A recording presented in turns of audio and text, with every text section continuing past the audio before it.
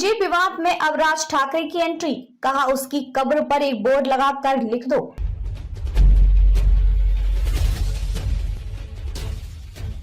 नमस्कार, मैं शालिनी और आप देख रहे हैं हिंद नमा न्यूज। आइए बढ़ते हैं आज की बड़ी खबर की ओर। महाराष्ट्र नवनिर्माण सेना मंच से प्रमुख राज ठाकरे ने रविवार को औरंगजेब की कब्र को लेकर सांप्रदायिक तनाव फैलाने के प्रयासों की निंदा की। उन्होंने कहा कि इतिहास को जाति और धर्म के चश्मे से नहीं देखा जाना चाहिए। लोगों को व्हाट्सएप से ऐतिहासिक जानकारी लेना बंद कर देना चाहिए। शिवाजी पार्क में रैली को संबोधित करते हुए कहा कि मुगल शासक शिवाजी नामक एक विचार को मारना चाहता था, लेकिन वह असफल रहा। बीजापुर के सेनापति अफजल खान को प्रतापगढ़ किले के पास दफनाया गया था। छत्रपति शिवाजी महाराज की अनुमति के बिना ऐसा नहीं किया जा सकता था। इतिहास की किताबें पढ़ने की सलाह। उन्होंने कहा कि क्या हम दुनिया को यह नहीं बताना चाहते कि इन लोगों ने मराठाओं को खत्म करने की कोशिश की, लेकिन इसका उल्टा हुआ। यहाँ उनका सफाया कर दिया गया। व्हाट्सएप पर इतिहास पढ़ना बंद करें, इतिहास की किताबों में गहराई से उतरें।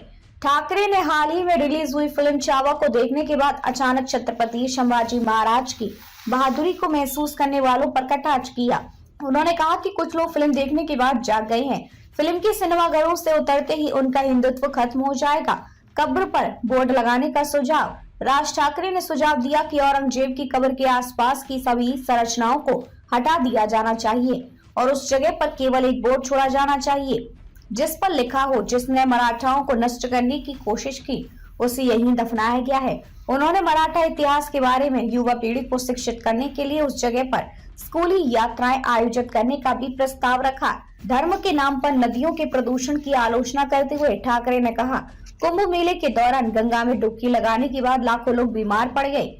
ये नदी या पवित्र आयोजन का अपमान करने के बारे में नहीं है, बल्कि पानी की गुणवत्ता से जुड़ी गंभीर चिंताओं को संबोधित करने के बारे में है। मराठी के लिए एकजुट होने की अपील।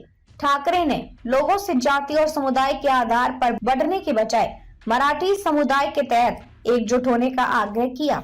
उन्होंने इस बात पर जोर दिया कि मराठी का इस्तेमाल दैनिक बातचीत में किया जाना चाहिए और उन घटनाओं पर कड़ी प्रतिक्रिया की जानी चाहिए जहां इसे नजरअंदाज किया जाता है। एक निजी दूरसंचार कंपनी के प्रतिनिधि और दक्षिण मुंबई के एक स्टोर के कर्मचारी द्वारा मराठी बोलने से इनकार करने के मामलों का जिक्र करते हुए उन्होंने कहा कि मराठी का अनादर करने वाले किसी भी व्यक्ति से मन से अपने तरीके से निपटेगी। अब तक के लिए बस इतना ही। फिर होगी आपसे मुलाकात। तब तक के लिए नमस्कार और देखते रहिए हिंद नमा न्यूज। ऐसे ही लेटेस्ट अपडेट पाने के लिए हमारे चैनल को सब्सक्राइब करें और तुरंत नोटिफिकेशन पाने के लिए बेल आइकन प्रेस करना ना भूलें।